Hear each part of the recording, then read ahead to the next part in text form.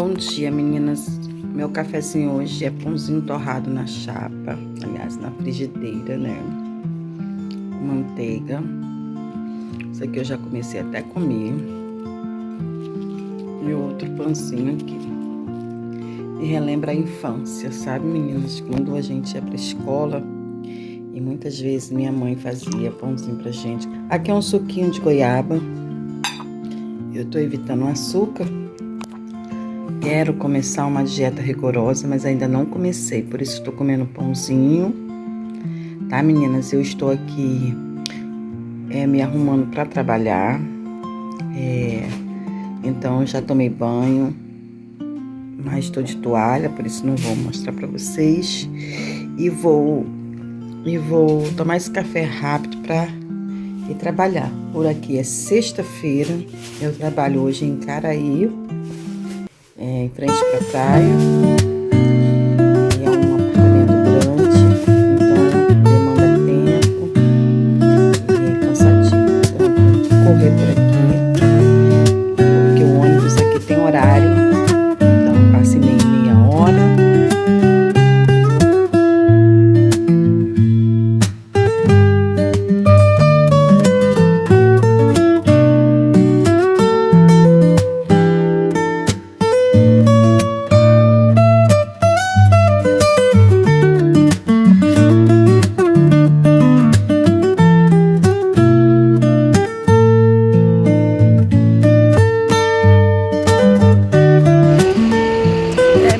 Agora eu vou atravessar aqui e entrar pro trabalho. Muita coisa pra fazer e eu ainda nem comecei meu dia. Vou atravessar aqui o sinal. Lá já está tudo. Reflexão, parte 2. Lucas 10:31. Nós estávamos falando no vídeo passado sobre Marta e Maria e a importância de se ter o equilíbrio. Não podemos trabalhar demais a ponto de ficarmos distraídas, estressadas, nervosas e perder a boa parte, que é sentar aos pés do Mestre. Muitas de nós temos nos dedicado muito tempo ao trabalho. Às vezes o trabalho pode ser secular, pode ser na sua própria igreja, pode ser o trabalho na sua própria casa, como no caso de Marta, que o trabalho em excesso era na sua própria cozinha, na sua própria casa. Ela se viu cansada com muitos afazeres e às vezes nós nos dedicamos tanto ao trabalho, ao material, que esquecemos de que precisamos sentar aos pés do Mestre para ouvi-lo falar, para entender o que ele quer e a sua direção. Bem, esta importância do equilíbrio em nossas vidas faz com que nós fazemos escolhas acertadas, porque nós não venhamos nos arrepender mais tarde. Nós fazemos algo para o Senhor, não deveria ser pesado. Deveríamos fazer com alegria, com satisfação, porque se torna um peso, já não está agradando o Mestre. Era preferível Marta ter sentado aos pés do Senhor do que murmurar da sua irmã para ele. Pois quando reclamamos de algo, é como nós dizemos ao Senhor: eu não estou satisfeita com nada que eu tenho, eu não estou satisfeita com a vida que levo, eu não estou satisfeita com o que eu estou fazendo. Sem contar que agora Marta vira acusadora da sua irmã, acusando-a, julgando-a, o porquê está sentada aos pés do Mestre e ela não está. Quando nós começamos a fazer coisas que estão além do que podemos e ficamos distraídas, cansadas, sobrecarregadas, nós realmente cometemos esse tipo de coisas. A tendência é começar a julgar quem está perto, quem não está fazendo, a observar o outro. Durante muito tempo, meninas, eu trabalhei subindo esta passarela e olhando esse mar lindo e maravilhoso. E um dia o Senhor me tocou tão profundamente a olhar esses verdes, este mar, e olhar este trânsito. E o Senhor começou a me inspirar, de tal forma que eu comecei a sentir tanta presença de Deus, que quando chegou lá onde está aquela moça, eu parei lá e comecei a contemplar a grandeza do que é a natureza, do que Deus faz. Ah, meninas, quando eu estava ali orando ao Senhor, falando com Jesus, o Senhor me deu o Salmo 46, que diz: Deus é o nosso refúgio e fortaleza, socorro bem presente na angústia. E eu comecei a recitar este salmo. E nisso que eu comecei a recitar esse salmo, vinha subindo uma moça. E o Senhor falou assim para mim: olha, pare e fale de mim para esta menina. Aí eu falei: Senhor, como é que eu vou falar? Imagine você aqui, diante desta grandeza, desta coisa gloriosa. Aí você olha aqui, você vê alguém subindo e o Senhor fala para ti: fale de mim para ela. Enquanto eu recitava o salmo, porque eu achei que não deveria falar nada para ela, já que eu estava numa passarela e a mulher poderia achar que eu estava querendo roubar alguma coisa e tal. Nisso, o que aconteceu? Ela simplesmente subiu e eu obedeci. Recitei o salmo que eu estava orando e falando com Deus, porque o Senhor falou: eu conheço a minha palavra. Fale esta minha palavra para aquela que sobe. E aí eu fui falar. Nisso que eu falava da palavra de Deus, você não imagina, meninas. Bem, meninas, eu vou tentar parar num lugar de sombra enquanto eu desço aqui a passarela para falar com vocês melhores sobre esse testemunho. Bem, meninas, eu dei essa paradinha aí para tomar alguma coisa porque eu estava com muita sede. Mas acabei fazendo um lanchinho, já que havia tomado café muito cedo. E da minha casa para onde eu trabalho são 2 ônibus, é longe. Então eu resolvi parar por aí e fazer aquele lanchinho. Ter um tempinho para comigo e refletir no livro de Provérbios, refletir ali sobre a diligência, pois é sobre isso que o livro fala. Palavras muito interessantes. E foi um tempo muito produtivo para mim, que eu amei. Vou deixar registrado aqui, enquanto eu conto para você a segunda parte do testemunho, pela qual eu já havia começado a contar na passarela. Bem, ela subia com umas 2 pastas na mão, vermelha, e eu dizia para ela o seguinte: eu dizia para ela olhar para o céu, olhar para aquele mar, olhar para aquele verde, contemplar a grandeza de Deus. Só que ao invés dela olhar, ela não olhava, ela ficava olhando para mim bem séria, como se estivesse preparada a reagir a alguma coisa que eu fosse fazer.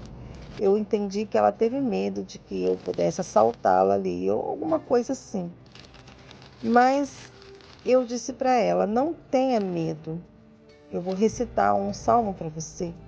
O Salmo 46, que Deus manda falar para você assim: Deus é o nosso refúgio e fortaleza, socorro bem presente na angústia, pelo que não temeremos, ainda que a terra se mude, ainda que os montes se transportem para o meio dos mares, ainda que as águas rujam e se perturbem, ainda que os montes se abalem pela sua braveza.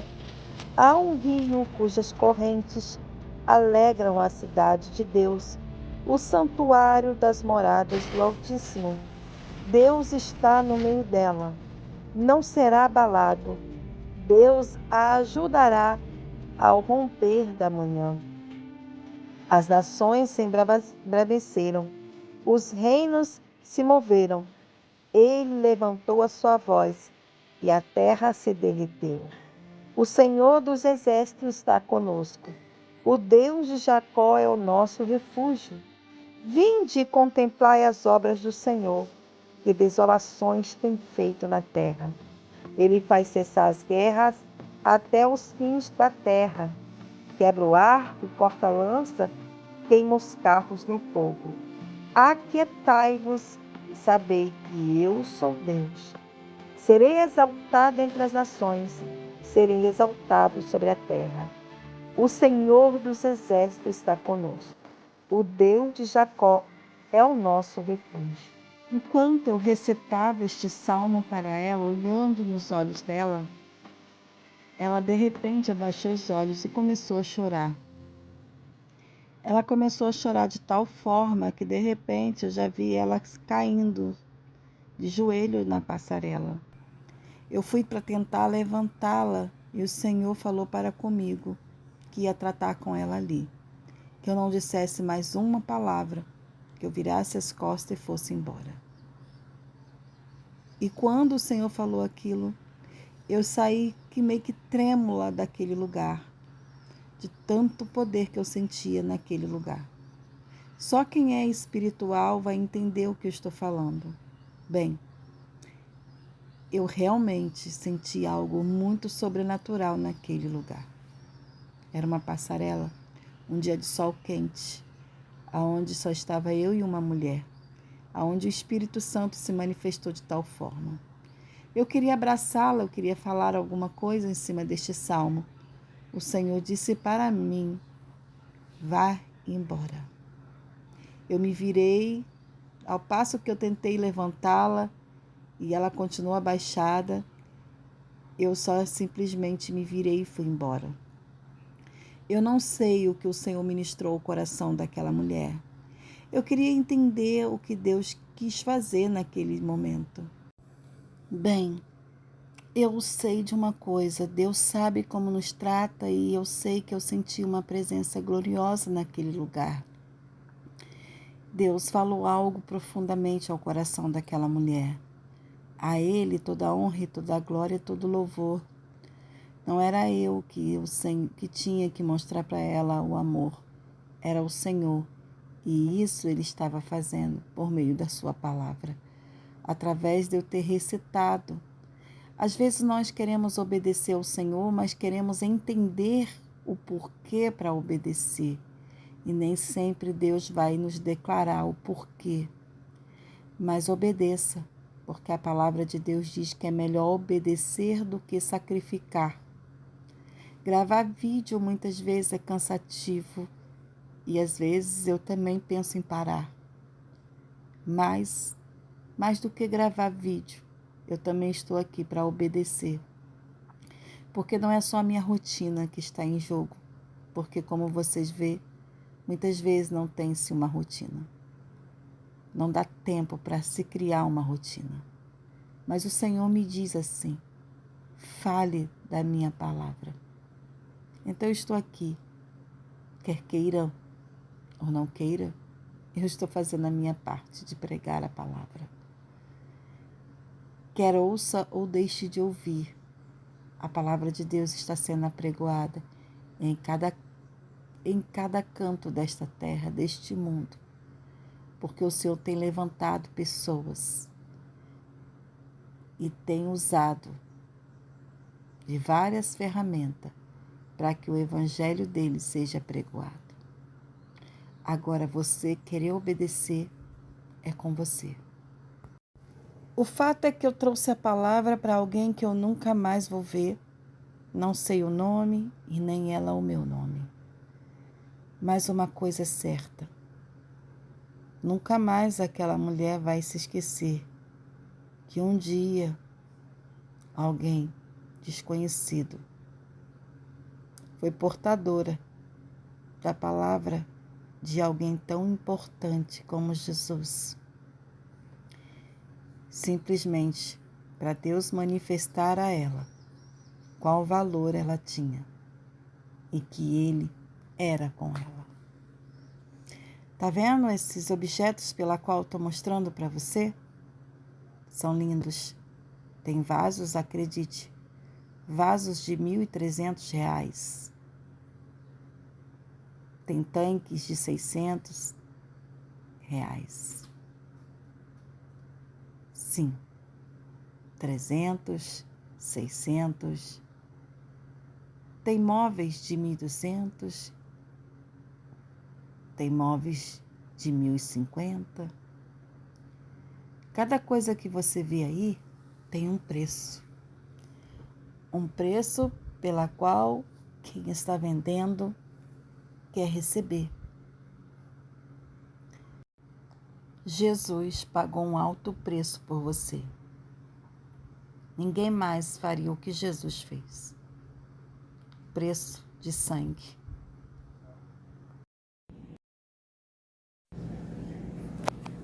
Bem, meninas, eu estou aqui, ó. Já joguei água serena, já lavei, já esfreguei aqui tudinho. Agora eu vou sair secando tudo. Por quê, meninas? Porque eu comecei jogando água em tudo. Cheguei aqui no trabalho, saí jogando água em tudo.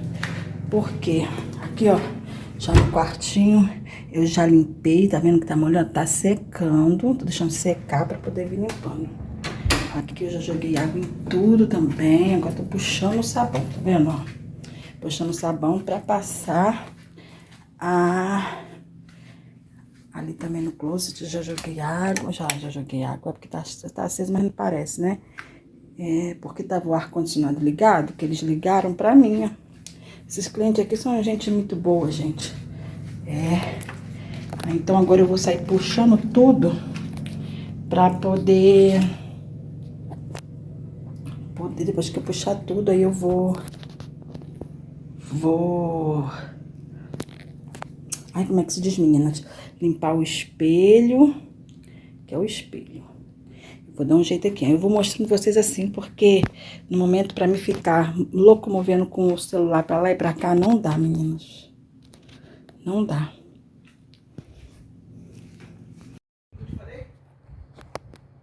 Viu? Gostou? Maneirão, né não? Quer? Ah, valeu. Não quero mais que eu faça agora.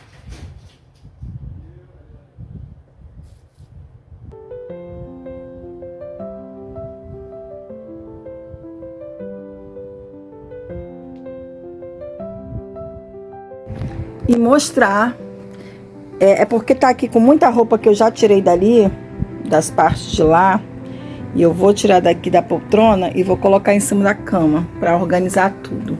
Então, meninas, você que tá querendo organizar seu guarda-roupa, esse cabide tá até vazio porque eu vou usá-lo, eu deixei ele pra mostrar pra vocês, propósito mesmo. E nós vamos organizar tudo aqui. Vamos destralhar. Eu devia ter tirado o cabide rosa primeiro, né? Nós vamos destralhar. E como eu destralho? Por onde eu começo? Bem, meninas, no caso aqui, eu quero organizar esta parte hoje. Então, eu vou organizar esta parte hoje. E tirar mais pra cá as coisas.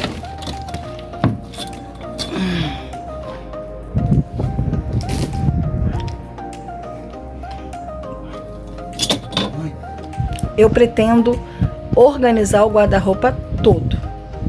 Eu quis fazer isso em dezembro, mas mediante ao trabalho e muitas outras coisas, eu dei prioridade à igreja, ao trabalho e fui deixando, né?